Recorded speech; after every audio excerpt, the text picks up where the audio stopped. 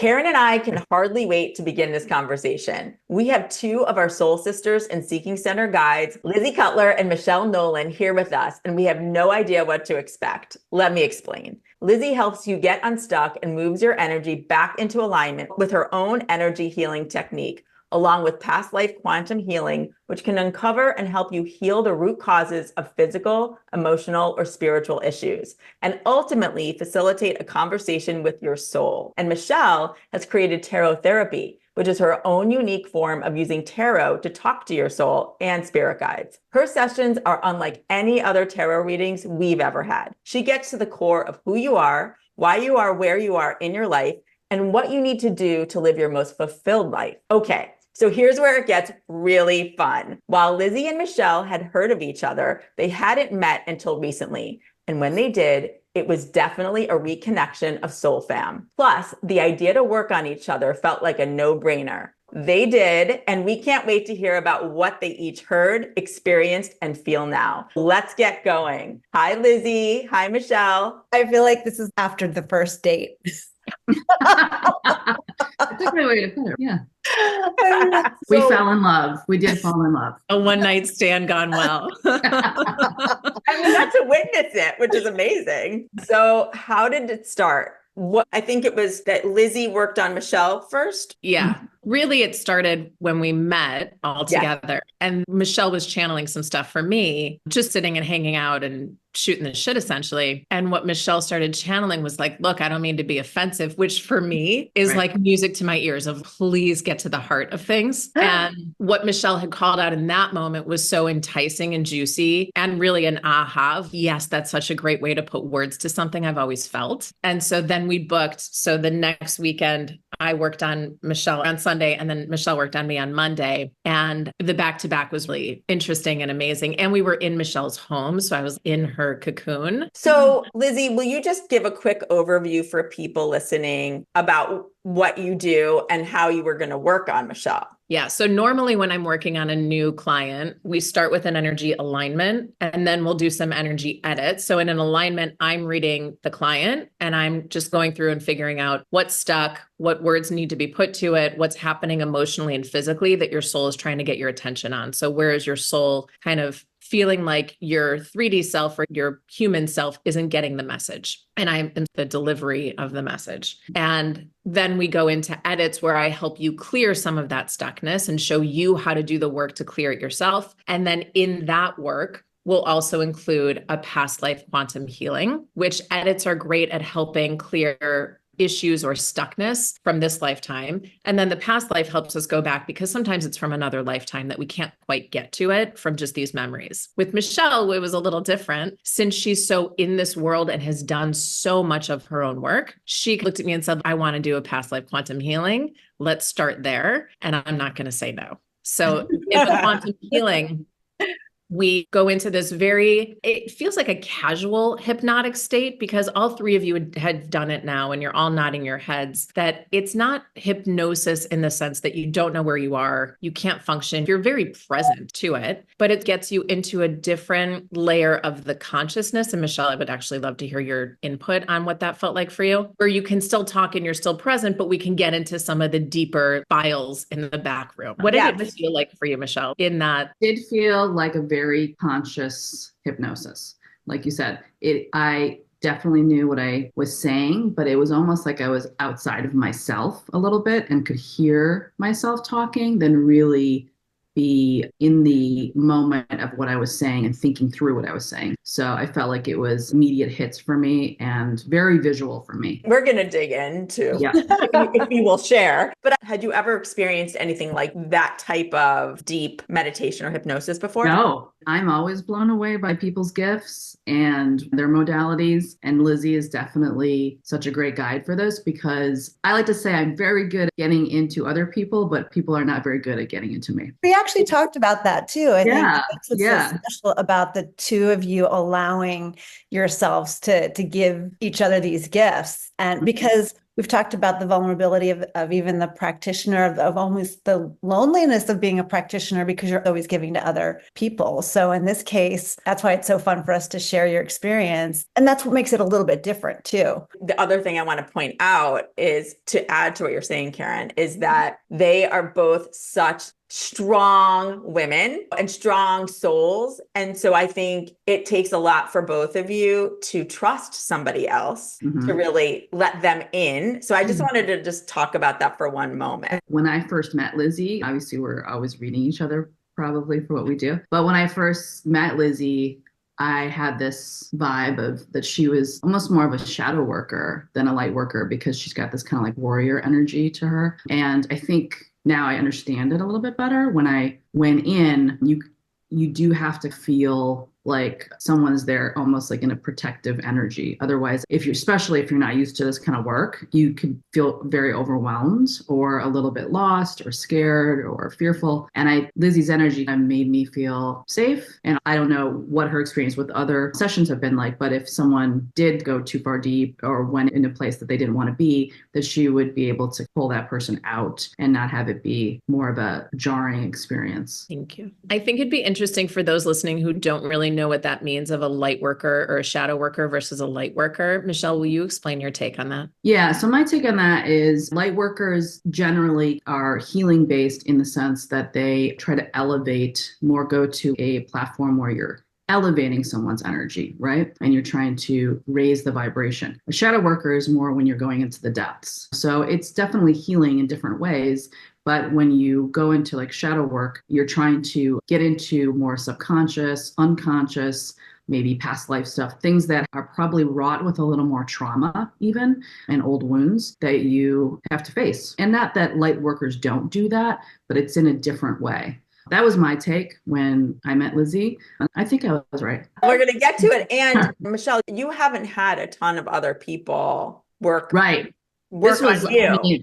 This was super trippy for me. I replayed it this week because I wanted to give it some space before I listened to it again. And I know Lizzi is versed in medicinal journeying, shamanic journeying. I have not done that, but I would imagine it felt very similar without the reaction of the physical reaction, right? But I also know that I easily can go to a meditative state. So that part was helpful, but I've never had, even in my basic meditations, I've never had the visual experience that this was, and also how direct it was. Like it felt like a very direct, where I just was there. I also think we should add too that Lizzi does such a great job of guiding you from the very beginning into the journey. So it's not like you're just landing somewhere. Really have time to ease into it and really relax into it, which I think is why the comfort is there. And then I think also the idea of setting the intention even before the session with the questions that you have. So it's like it unravels a whole story for you as you go out the journey. It does. And I was thinking about what that experience, I was reflecting on what that experience would be like if I was with someone else or if I wasn't in my home, all of that. And you have to have almost like an immediate place of vulnerability with somebody and really be open to that person taking over. And I know I'm not very good at that. I'm a little bit of a control freak in some ways. So like I said, Lizzi has this blend of her intentions are very pure and healing, but yet has this strength of that kind of like warrior shadow worker, makes you feel safe. So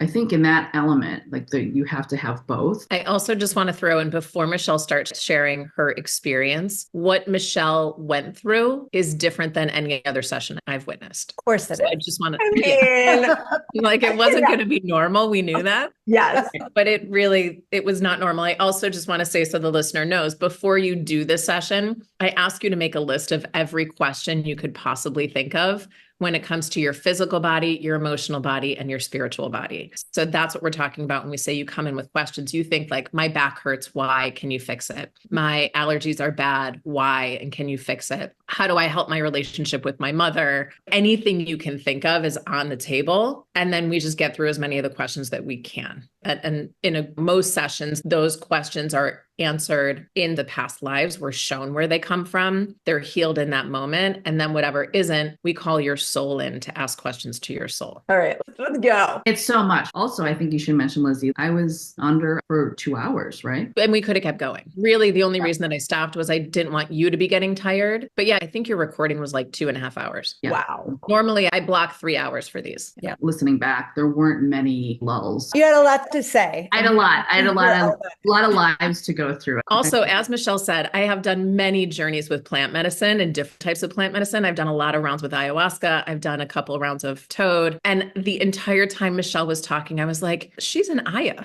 This is unbelievable. She's not getting sick. She's not purging, but everything that she went to had this theme of plant medicine work. It was wild. Wild. Well, Yeah. and I mean, really think that's wow. important for people to know, that the possibility of getting to that place that some people need plant medicine for, you can also achieve. Yeah, I'm glad, because then I can just go to Lizzi. I agree. Yeah, fly to South I America. agree. I don't know that it's even Steven, but a lot of the themes that were coming up for Michelle, we'll go ahead and tell it. Yeah, and then yeah. I'll- Okay, So I'll give it in scenes, because I think that's like the best way that my brain can wrap my head. I went to first this very otherworldly, it felt to me like just pure energy source space, something that has like a void to it, like a nothingness to it, but not in a unpleasant way. And I definitely had a guide show up for me. Also just felt energetic more than any individual, but it was very based in this very cold, dark, like nothing thick liquid that I actually used as nutrients to soak into my body. So that was like my fuel up. I felt like I didn't know where this was headed, but this is how it started. After that, so that scene wasn't very long. And then I immediately went to a different place.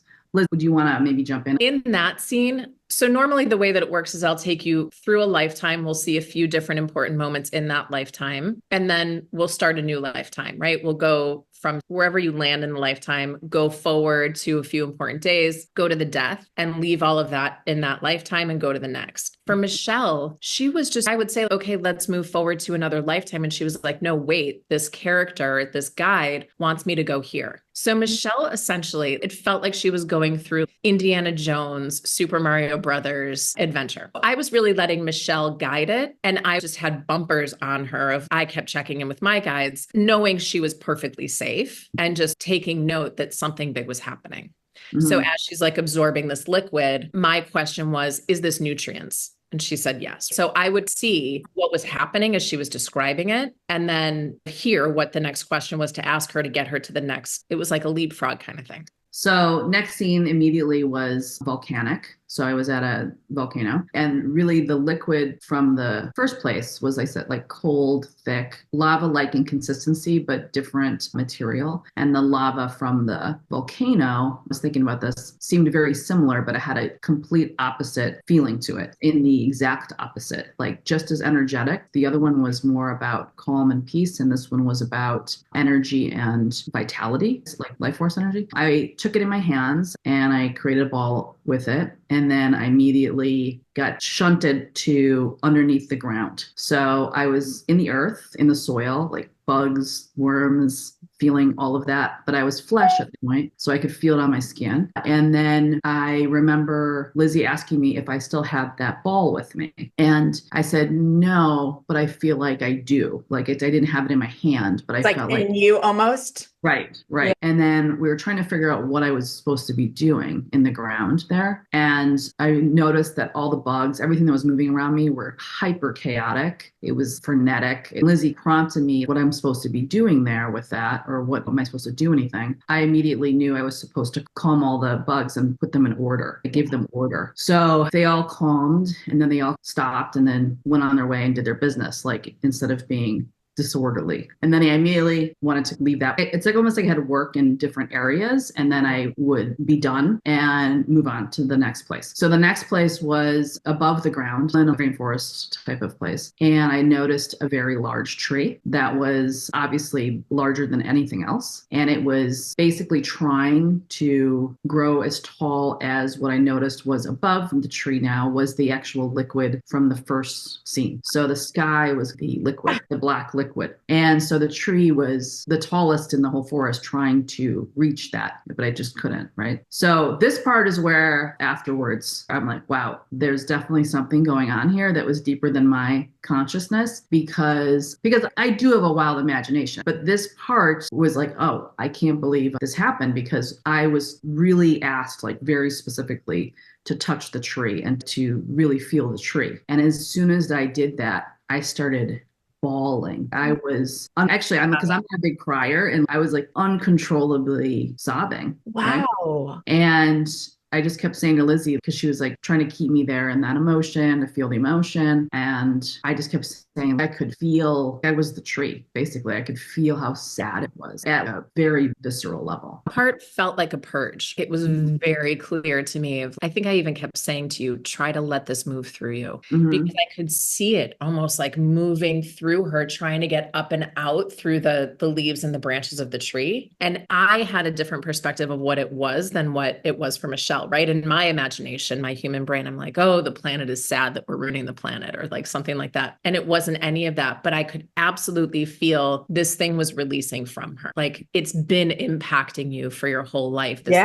deep, darker sadness that isn't even necessarily yours, Michelle, weighing you or pulling you back. And that was why I kept saying, okay, let this move through you, because I knew it was moving out. And I thought, do you want me to interject some things I've thought about since then? Yeah. I'm putting it all together now that I know the whole story. You asked me why the tree was sad, and I was saying that the tree just wanted to go back to the liquid. It couldn't get there. It's like a kid wanting to go home. Yes. I kept saying it had to stay, but it had to stay. So when I listened back, that it had to stay like grounded here, but yet it was trying to also Honestly, Michelle, just I know from my experience and Karen's experience and Lizzi, we've talked about this. When you have experienced that pure unconditional love in these other states, you don't want to come back to earth or in human body, because that in between and knowing that oneness, it is unlike anything else that we really experience, I think, here on earth. And then we set up these challenges. We signed up for it, but it's challenging. So I feel that, like I can understand that sadness. I can't help but feel like this is part of the life cycle of you, right? Starting in this abyss and then coming to this fire of earth, being in the ground, almost like you were the seed that was planted that grew up into the tree. Like it feels like a story of an unfolding of you. It did. It's insane. Like just wait. Nothing. I can't wait. Yeah, that part was very emotional. I also just want to say there was a point where Michelle was crying, and I don't know if you could hear it on the tape, Michelle, but all of a sudden I said, okay, let it move. And all of a sudden you were like, okay, I'm good. And it was like, that's out. We're good now. So after that part, basically the world, not me, but the world turned on its side. That's trippy. So the tree became a bridge. So I could walk on the tree, but this time the liquid was like a screen and I could walk through it. Like everything up to this point felt like stuff maybe I've experienced in an abstract way. Here, from this point forward, felt new. When I went through that screen, or almost like a waterfall, it was immediately dry. And I realized I was in the desert. Then this snake came at my feet, and Lizzi just asked me, should I follow the snake? And I said, yeah, the snake's here to guide me. So the snake took me to the opening of a tomb. And when I went downstairs, there was a man sitting there. He looked nondescript Asian. He was sitting there very quiet on the floor in this pose where he had his hand straight in front of the heart chakra and then left palm up. And he didn't talk at all. He had this bowl of water in front of him that basically he was communicating with me, saying he wanted me to drink. And when I drank it, it wasn't very much, but I had this feeling of this was all I was going to need. And then I noticed that on his left palm, there was a symbol that was burned into his hand. And so at this point, Lizzi asked if I could describe it or draw it. So in this state, I remember drawing, but not drawing. Do you know what I'm saying? And then I knew that it was time for me to leave the tomb. So I also just want to say on here, his name was Suma. So if anyone listening knows anything about a teacher, she also said it was I asked if he was her. Is that you? Are you seeing you down there? And she said, no, he's my teacher. And I replayed that because Suma was one of the words that I couldn't get out of my brain. And I did research on it. This is the other thing. When I took the water, it had this like floral flavor to it. And just to remind everyone listening, you're in the desert. So in that small amount amount of water being all you needed, right? She's in a tomb in Egypt. I just felt Egyptian because you had said that earlier to me. So Suma, I did find out, is Brazilian ginseng. It is used in a lot of tribal indigenous cultures. That actually is a general kind of medicine for anything that is anti-stress on your body. It can help with anything that has to do with toxins in your body and to clear it. That's cool. Okay, so I leave the tomb. I was in the sand, and in the very far distance, I could see a massive tribe of people that were on horses and had these huge spears, and I couldn't make them out. And I could tell that they were just observing me. And then I realized that the sand started becoming like more like quicksand, and I was supposed to let myself sink. I came up to my neck. And once I was all the way down to here, the tribe was allowed to come forward. When the tribe came around on their horses and they started circling me to a degree of like, almost felt like a storm. And then they all just stopped and they placed these massive spears on the top of my head. It felt celebratory, actually. Like an initiation of some sort, maybe? Michelle had said earlier when she first saw them, they're not threatening. I knew she was safe. So all their spears were on top of my head, and I just didn't know what I'm supposed to do here. And then it like clicked with me out of nowhere that the sun, because I remember it being so hot, and the sun, the spear tips were metal, and the sun was actually heating up the spear tips and burning the top of my head. In the symbol that was on the hand? Different symbol. Okay. So it didn't hurt. It's like at this point, it's almost like I could view it from above. And then the horses started moving in a very different way. And they were creating geometry patterns in the sand and very synchronized. They all stopped at the same time. I realized that the pattern they had created was the sun. I said something along the lines of, "Oh, I'm Ra." Oh my God, that's crazy. I think I said to you, is this an initiation? And she said, yes. And I said, is it Ra? What's Ra for those? Ra is the sun god, the Egyptian sun god, Ra. I'm out. I just want people to hear and know when you're going through like a spiritual awakening or something, or an initiation like this, it's common to see certain gods or goddesses or spirits or whatever show up. So it's like Michelle can be holding Ra energy. It doesn't necessarily mean like I have a lot of communication with Isis. It doesn't mean I'm Isis and no one else is. So when you see those gods or those symbols show up, by the way, as this is happening, just as like a voyeur in all of this, my jaw is on the floor. There's so many ayahuasca things that are happening in here that I'm like, holy shit. This is when I wanted to call Robin and Karen and just have them on speaker. Okay, so now I realize I'm Ra in this moment. And the most striking thing out of the whole session, honestly, was looking down and seeing the pattern, the horses. It was so geometric and symmetrical. So then I knew I was supposed to come out of the sand. My body was pure gold. That is so cool. But I still had my head. That is so There cool. was also a point, I think it was when the horses stopped and you saw it was the sun and you recognized Ra, the horses bowed to you. Oh yeah, they bowed. I realized I drew after when we ended the session is I drew Ra's higher. Oh, wow. The fact that symbol was on that man's hand before I even went into that area in the sand, the tribe, that connection was like crazy to me that I would have drawn that and then that happened. Really wild. I was like, holy fuck balls. So now I'm a gold body and a normal human head. And then I was escorted me to a river in a boat. And then I was with different people. They seemed like they were more like protective, like guards or something. There was a gorilla on the boat, which I don't know why there was a gorilla, but there was a gorilla. He was your pet. He was my pet.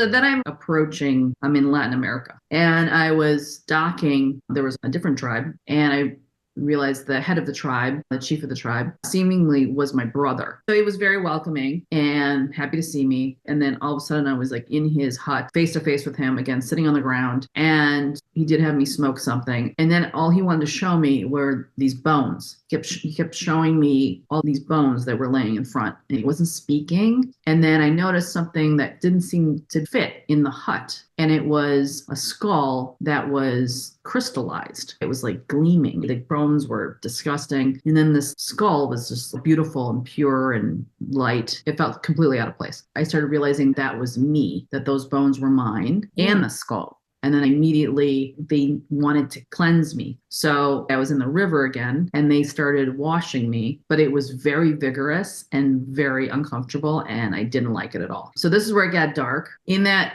time frame, Lizzi was doing a really good job at trying to just keep me moving through it and not get scared of it. But then I felt this pull of wanting to leave there, but I also didn't really understand why I was there. And then there was a feast happening and the tribe was ravenous and it was disturbing, actually. And they kept inviting me to the table. And I didn't want to go to the table. I also started realizing that the cleansing that was happening to me in the river was sacrificial.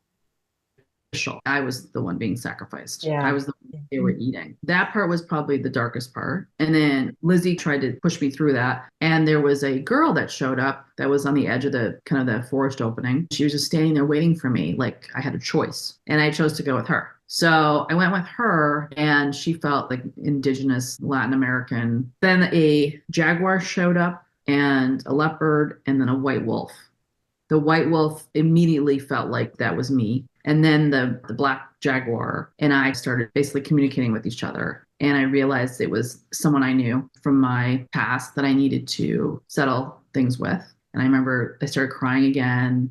And Lizzi was asking me about that relationship, and he felt like someone I've currently know to this day felt like him. And I've always felt like I've had this past life with this person. And that relationship has always been odd. And then during this vision, I guess it was like I was letting him go, even though I could feel his anger and his disappointment. The girl would pet me, and she wasn't talking either, but pet me and basically say it's okay. The only thing that I want to add is that you knew who the little girl was. Do you remember who it was? Oh yeah, I said she was my daughter. She had this Had like that feeling. very sweet, gentle, pure, innocent energy. And she was actually guiding Michelle to like essentially freedom. Yeah. And the funny thing is I remember there was a point where I was really face to face with the jaguar, and he looked, even though he was a jaguar, he looked like the person I know today. Yeah. It was the first time in Michelle's session that she was recognizing people from her current lifetime in the session. I think that's why it felt the most like non-abstract. That you went to the hot air balloon. Oh yeah. All of a sudden I was a hot air balloon, and there were a lot of other hot air balloons. And I kept saying something along the lines of there was one that wasn't supposed to be there, or was the wrong material or something. But I kept saying it's like a hot air balloon party. I felt like I was meeting all the other hot air balloons. It felt more like you had a tribe. You could see other people being alone in your own space and still, oh, I can connect to you. It's fine. Hi. Very celebratory. Everything felt fun. And I do remember at the end saying something like, this is where we live now, above ground. That's where the tree wanted to go. And Yeah. now And what you've created for yourself. Yeah. And it felt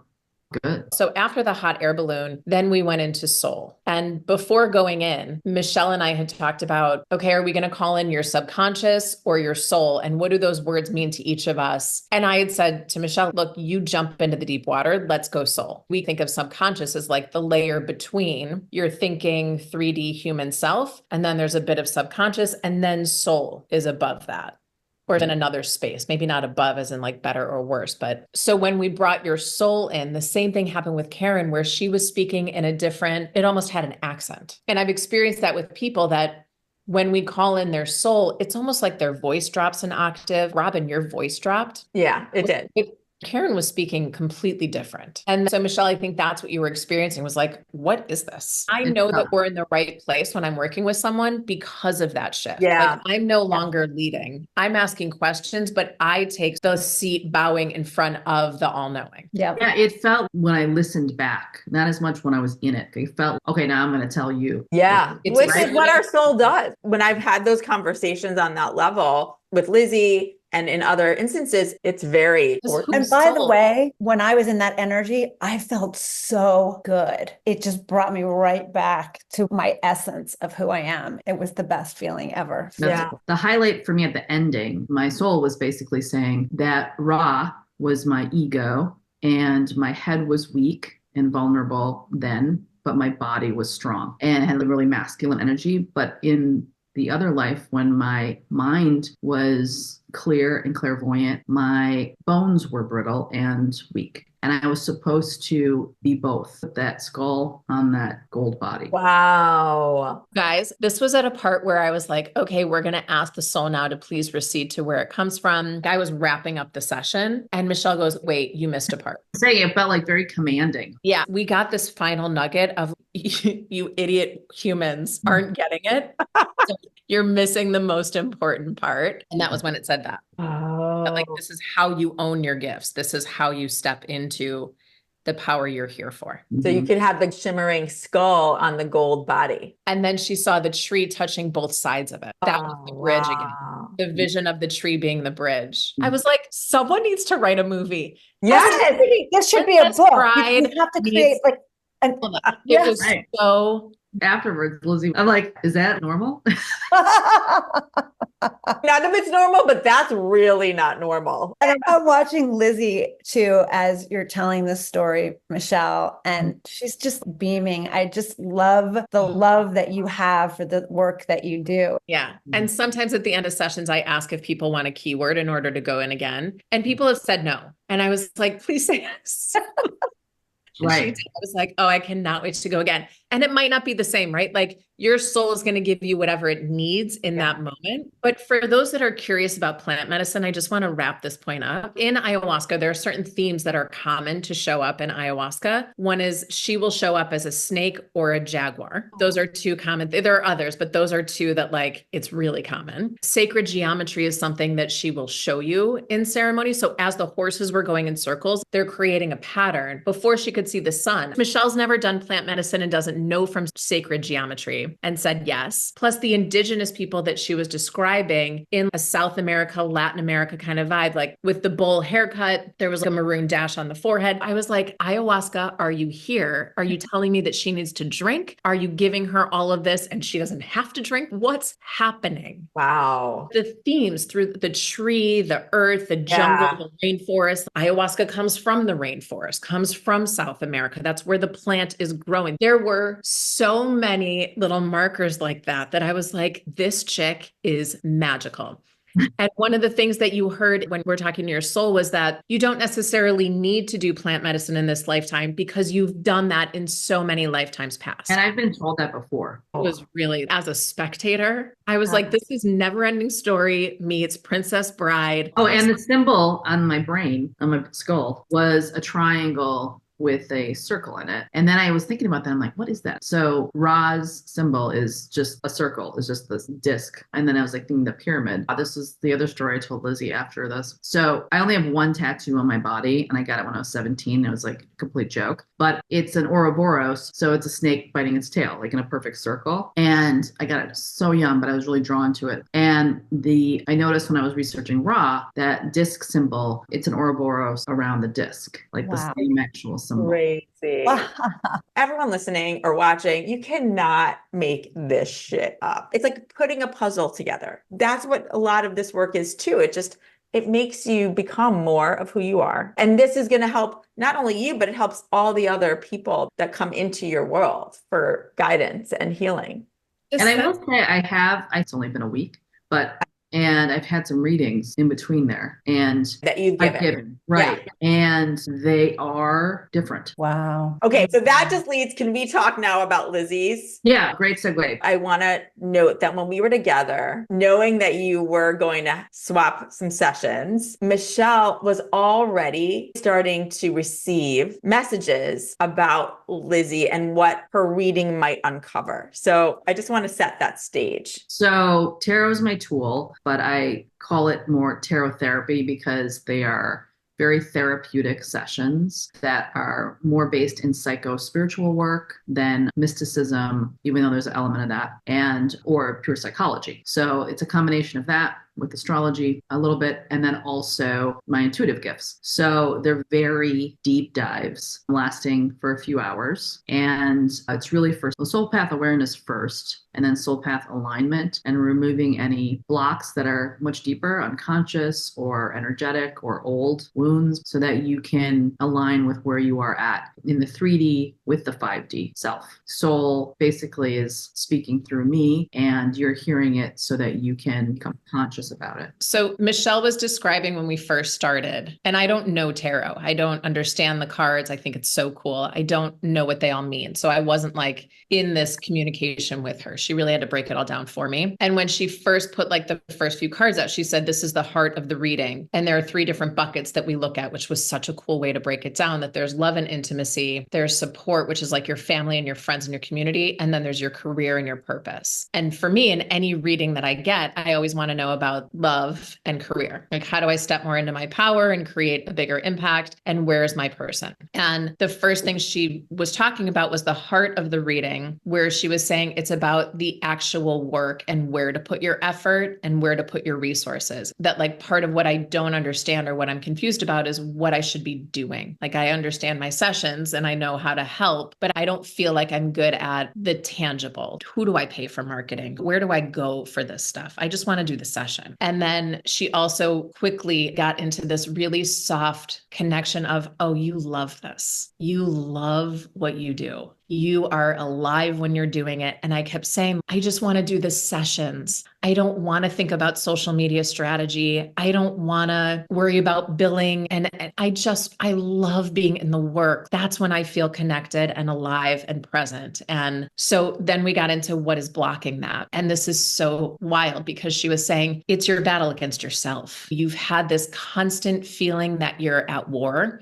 And that warrior is there, and it's great that she's there, and it's great that you have access to her. But like, she's in the driver's seat and I don't want her driving, but I don't know how to scooch her to the back seat. And Michelle started going into this vision of the Japanese art form that I haven't looked up the name of it, but where you're doing the sand gardens, and they'll work on these sand gardens for months and months. And then at the end, it's just to wipe it away and start over, which kills me. I start things to finish them so I can check them off the list. And she was saying, you have to start shifting into the process instead of the focus being on the result. Ooh, like that is good. And I was like, no. I mean, that is so what you need to hear, Lizzi. Oh my goodness. I don't want to. Really getting into do your work without looking at any competition that's happening around you, because it is truly the thief of all of my joy is when I start looking around in every bucket. Like, they have more people than I do. They have more love than I do. It's just instant crash for me. And so she was giving me feedback on how to be more present in the session and focus on how good it feels to be doing the session, not where's this client going to go and what might they refer me and where's going to be my tipping point, right? I'm so distracted by the noise that I'm missing the moments of, I fucking love what I do. And I created a business where I get to love what I do. And then we started getting into the shapeshifter tendency. This came up actually when we were hanging out in that first point. It was you naturally shapeshift. And I've learned a lot about this as like children of narcissists, and there's probably past life stuff, but I have always, since a little girl, shapeshifted before I knew that was a thing. So it's so natural. It happens so unconsciously that I now have to be aware of, no, you get to just be you. And there are certain people and places and environments that I can do that. And those are, of course, what fill me the most. But there are other situations and circumstances where I don't even know that I've left myself and I put this facade on because it feels like I think I'm magically reading what somebody wants me to be. It's easier just to be that version and then get out and I'll recover later. I'll dig my way out later. And Michelle was like, this is the process. This is the sand garden. You have to stop doing that. 1000%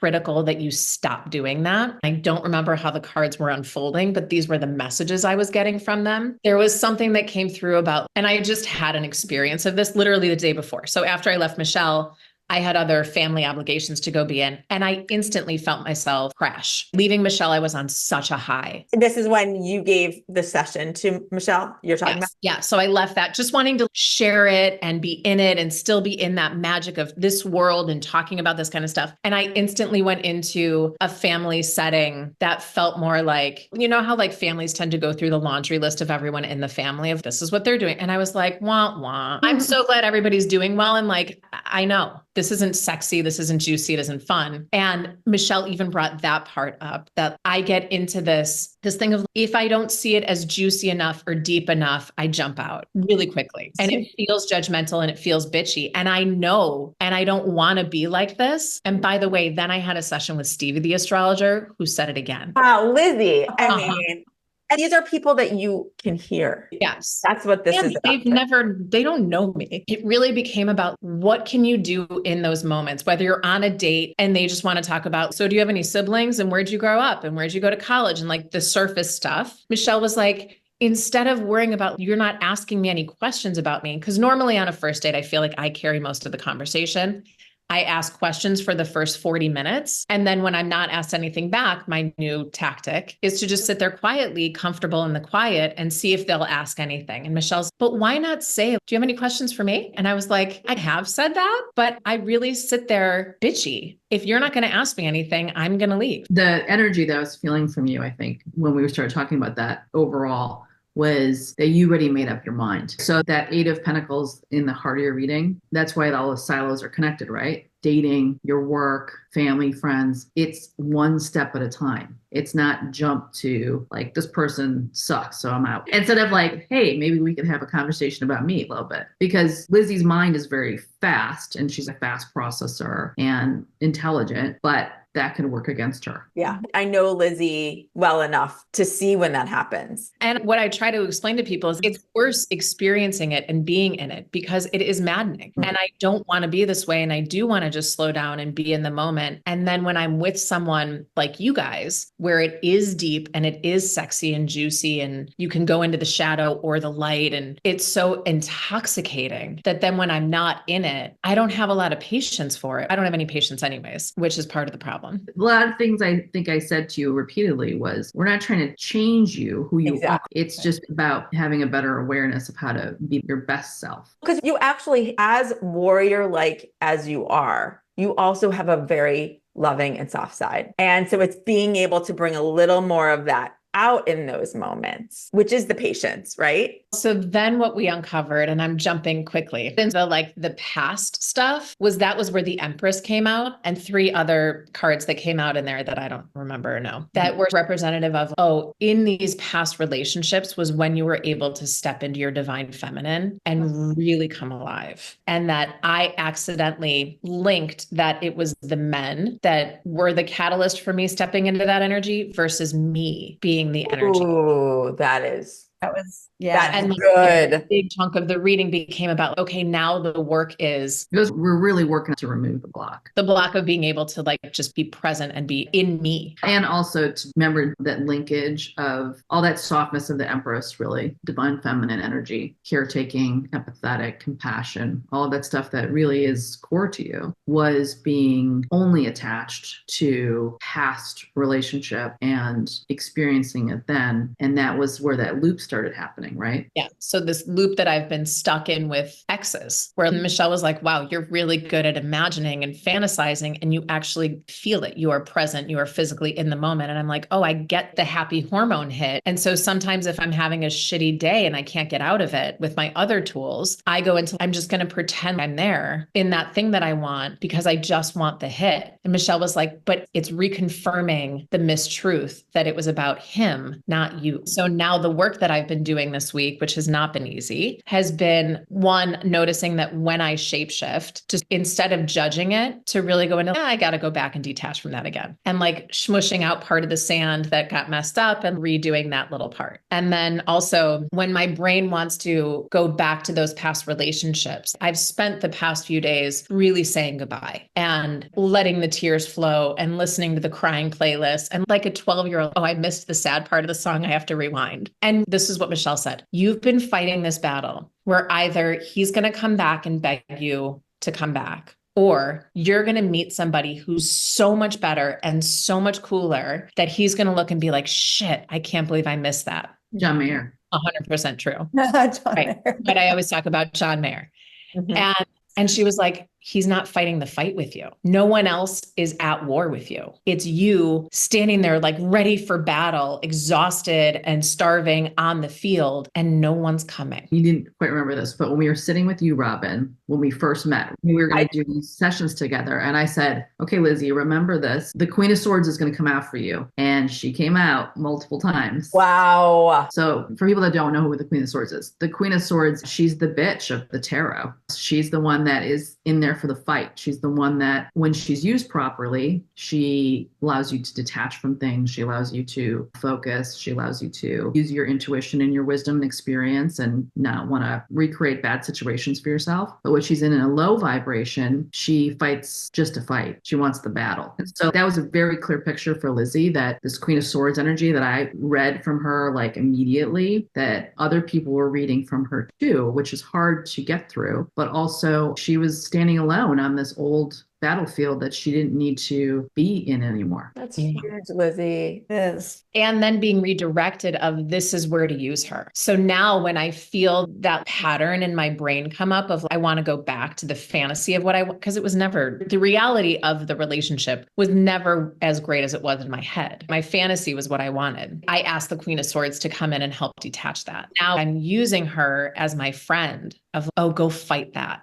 Go clear that up. Because it was me that I loved, not him, not anything about that relationship. It was me. I loved me being in my divine feminine and trying to figure out and like shimmy through, how do I do that for me? Which has been the past, I would say 2 years that I've been talking about what are the things that I can do to feel all of the love that I want to nurture and give to someone else. How do I do those for me? And really moving that into my future. So it was fascinating to see. Is there a future part that we should talk about too? Because I want to know, what do you do with all that? There sure was. So in my past was the Empress where she showed up. And then in my future, the Emperor showed up. Oh, wow. He said, okay, you have to go through this really painful part of saying goodbye and really cleaning it up and really paying attention to the process and not letting it be about the results and do all this really sticky shadow work, essentially go in and clean out because he's waiting for you. The Emperor is waiting to step in. It was the Emperor, the Wheel of Fortune, the Ace of Wands, and the King of Literally here. Like it felt like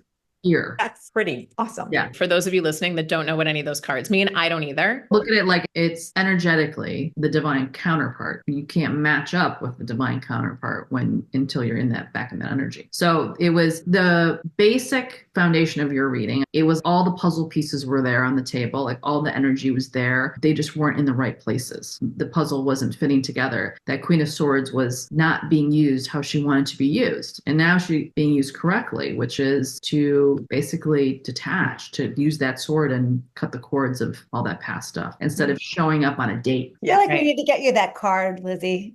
I literally have been calling on her. So one of those people actually called me yesterday to say, thank you for all that you've gotten me through. And I appreciate you. And I almost didn't answer the call. And I was like, no, you can handle it. Take the call. And at the end of it, I was like, okay, Queen, cut that shit out now. Go in and do your surgery, wherever that is. And I didn't go back to the fantasy of it. I had a list from when we first broke up of all the things that didn't work for me. And I brought that back out. So it's sitting on my kitchen island. And I wrote at the top of it, it was you that you were in love with, not him. I love that. It was you. Well, and don't you feel like energetically, when you actually are in the full awareness of that, when you do talk to him, it's such different energy. Yeah, it definitely felt more eyes open. And I actually said, do you have any questions for me? Good for you. I love that. There was still the hope and there was still the wishing it could be different, but also the acknowledgement that it's not. Ultimately, then, with that Emperor card and with those other cards that kind of circled back at the end of the reading, where does that leave you now? I felt like it was so much easier to step away from that, knowing there's something to step to. And I'm willing to go through the pain of the disconnection and the sort of detachment, knowing that something good is on the other end of it. Because before I was in the mindset of, I'll just take whatever crumbs I can take because there's nothing else here. And now it's, no, you have to close that door before anything else can come in, which intellectually I might have knew and thought of and whatever. But to have the confirmation, because literally, you guys, Michelle doesn't know me very well at all. Like we can read each other's energy and we know we feel comfortable with each other, but she's shuffling all these different decks and the cards are saying it. And then Michelle is interpreting it. So I can see that it's the Emperor, the Wheel of Fortune, and I can watch her face as she's flipping these things over of, okay. And by the end of it, she was like, Lizzi, you've got to hear this. It's all there waiting for you, but you have to do this part. And I'm a task person. If you give me something that I can do, I will go and do it because I've always felt like there was a divine partner out there for me. I've always been wondering, where are you? How has this not happened yet? So to then see it show up, I was like, oh, I'm now willing to walk away from anything that I have to walk away from to walk towards that. I always find my readings interesting because the way the cards are presented to me and how I end up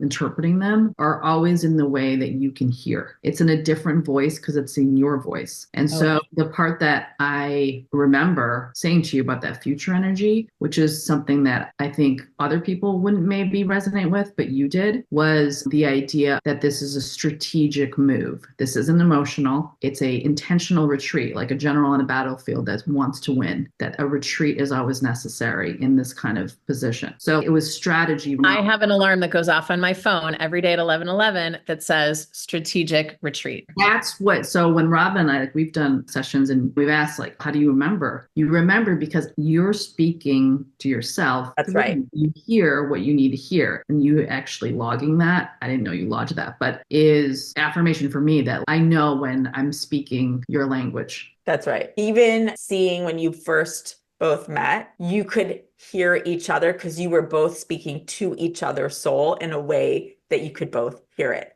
And there's so much divine timing that comes into play and why you are meeting now. And you can hear it because you both are such strong souls, as I've already said. You need that equal strength to respect it and hear it. And not very many people in my readings get a task, but you got a task, remember? Yeah. So part of it, I also just want to say at the very end, Michelle pulled 2 oracle cards, and one was the thinker in reverse. And she said, things are exactly as they seem. Take it all at face value, and you have all the info you need, because I am very much about, this doesn't make sense, so I'm going to go learn something new. And she was like, you're done. You don't need to learn anything new. It is what it looks like. Wow. It is. And the other one was to ebb. And she said, let go of the standoff and let the heart break. And my task was to literally, like, as I'm saying goodbye, she's, look, if you want to go back in your brain the way you do and walk out for the last time, say goodbye for the last time, do the whole thing, whatever you need to do, and take all of that emotion and plant something, and then nurture that, like nurture the regrowth, the new, the fresh,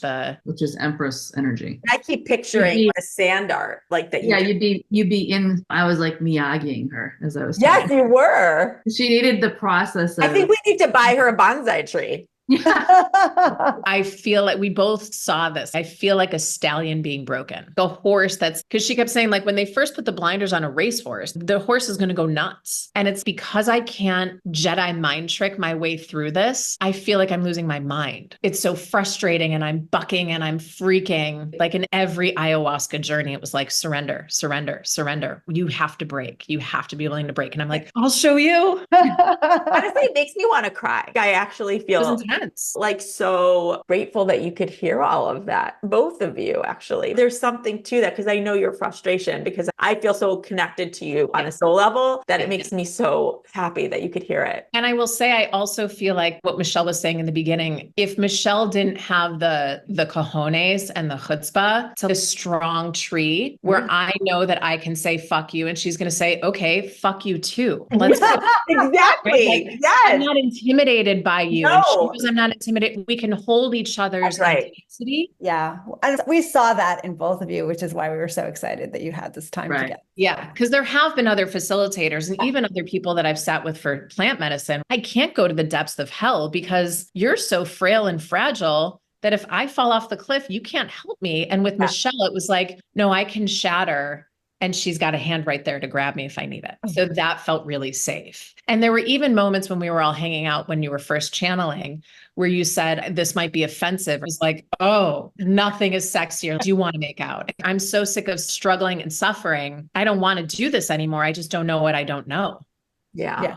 I say this often to clients. If you're looking for someone to rub your back and say, it's okay, and I'm so sorry this happened to you, and that's the whole session, I'm not your girl. I want to go into the darkness, clean it up, and get it out so that you can be free. And if you're just looking to swim in the victimhood or I'm so sorry for you, I will spend moments there for you for sure and acknowledge it, as Michelle did for me. When I'm reading, I'm watching also a person's demeanor and where I think they're at energetically. And I could tell it clicked for you. I can still be warrior-like and use her in the right way when she's necessary, but that's not all of who I am. Yeah. Yeah. But the fact that you were willing to go into that with me is, I think, what made me able to hear it. Totally. Like I said, you're speaking to you. Yeah. You're just hearing it for the first time. When we Sorry. first met and someone was describing what we do, I was like, I do what you do and you do what I do. Like, we help people get to the root cause of whatever the shadow is that's holding them back and realign them with the truth of who they are and give them tools to move forward. It's hard doing it from the inside. Yeah. To now, I feel so grateful to now have someone to reach out to and be like, fucking stuck. You pull some cards. Right? And to know that there's someone else out there who's, yeah, I know. And here we go. Yeah, you're in my hot air balloon party. Oh, I love that. That's beautiful. Well, and I would ask both of you, what would you say? I think you put that so beautifully, Lizzi. What would you say to people who haven't experienced either of your sessions and working with you about each other and who might be ready? If you're someone who is a seeker and you're stuck, how would you suggest or recommend? So I feel like Michelle is brilliant and ideal for someone who feels stuck, is also smart, and not necessarily someone who is 100% in the woo, obviously. But even if you're not, seeing the cards and hearing the explanation is so powerful and profound to see that there is some kind of magic around it and that it's going to be explained in a way. It's not about the cards. It's not about learning the deck. It's about hearing it the way you need to hear it and really specific information on how to move through it. So I think this is for someone who wants to understand the why and then the what now. Yeah. If you're just someone else, give me a magic pill and do this for me, I'm sure that works too. But I think it's juicier for those of us who are into I want to understand the why I'm like this, but more importantly, I want to now understand what to do with it. Yeah, I would totally agree with that. For Lizzi, I think even though it's the same type of outcome, maybe this removal, like this release, this energetic, I can breathe again, this relief, I think the part that's different with her, which I think people would be really attracted to, is even if I wasn't a spiritual person, and I am, I still believe that this is an experience of feeling some kind of connection to something other than your 3D self. So if that's even a one-time deal, like if that's even a, wow, I just didn't know that realm existed, or there are other, even if you wanted to purely look at it at a psychological level, like there's layers to me that I haven't tapped or I haven't really gotten a chance to get to know. I think that's experience for anybody that wants to just go deeper and then maybe also connect at a level that is just outside the mundane. And I would say too, depending on where you are in your life, what I know I receive from both of you, you become more of who you are the deeper you do this type of work in general. And then you also get this validation because just like you both know, you receive these similar themes and you just see it in different ways. And the more you see it, the more you hear it, the more you can become more in alignment with your soul and with why you are here in this lifetime. Yeah. And so to me, it's like it works so complementary. And that's what Karen and I hope to express to other people. This is ongoing. And the more you can experience it and the more you can work on yourself, the more you're going to get out of this lifetime. And the other part, I think, with Lizzi's work, which I think tarot has an element of it, but probably the benefit that Lizzi was saying about tarot is there's something tangible there. So it feels more grounded and a little more practical, not so woo-woo. But with Lizzi's work, there's a pure ability to, hopefully, if you have a good experience, that you become more connected to other people. You're not just on this solo journey here. There's a collective energy among all of us. And so that level of connection, I think, is ultimately what everyone really is searching for. I know when I came out of Lizzi's, I just felt energetically so different. And I think my soul opened up in a whole different way. And then everything that happened in my life actually shifted because of that. And I know, Michelle, when we met, I always love to laugh because you told me 2 years ago, you gave me really clear direction on what I should be doing. And I was afraid to do the work. And now here I've come full circle and I got there. And the thing to add is that you never say you absolutely have to do this and your life will fall apart. It's just, you're just saying directionally, energetically, this could be good for you. And I've always carried it. And so I think with both of you, you leave your sessions really remembering because it imprints upon you. You remember the journey that you take with Lizzi. You remember the direction that you get from Michelle. And then it's up to you what you do with it. But both of you have that tangibility about what you do. Karen, that's another point. I feel like the underlining theme for both of the work that we're doing is really you're remembering yourself. Yes, 1000%. Thank you both for sharing and being vulnerable and inspiring others who are listening, and just for doing the work that you do. Love you both. We love It was you. great, Lizzi. I want to go on a trip again. I'm sure you will.